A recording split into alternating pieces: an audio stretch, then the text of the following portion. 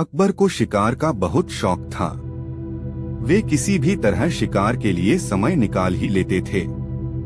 बाद में वे अपने समय के बहुत ही अच्छे घुड़सवार और शिकारी भी कहलाए।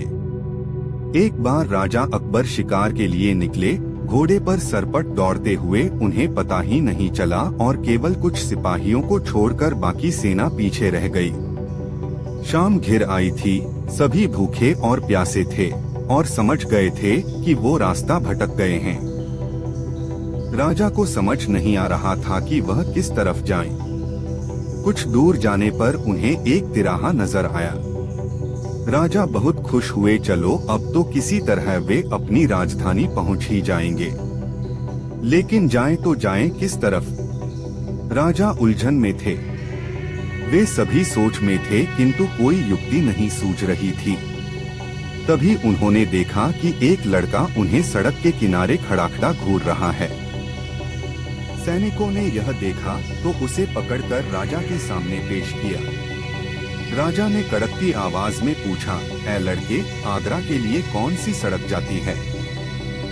लड़का मुस्कुराया और कहा, जनाब, ये सड़क चल नहीं सकती तो ये आगरा कैसे जाएगी? महाराज, जाना तो आपको ही पड़ेगा। और यह कहकर वह खिलखिलाकर हंस पड़ा।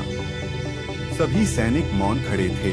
वे राजा के गुस्से से वाकिफ थे। लड़का फिर बोला, जनाब, लोग चलते हैं, रास्ते नहीं। यह सुनकर इस बार राजा मुस्कुराया और कहा, नहीं, तुम ठीक कह रहे हो। तुम्हारा नाम क्या है? अकबर ने पूछा। मेरा नाम महेश दास है महाराज, लड़के ने उत्तर दिया। और आप कौन हैं? अकबर ने अपनी अंगूठी निकालकर महेश दास को देते हुए कहा, तुम महाराजा अकबर, हिंदुस्तान के सम्राट से बात कर रहे हो। मुझे निडर लोग पसंद हैं। तुम मेरे दरबार में आना और मुझे ये अंगूठी दिखाना।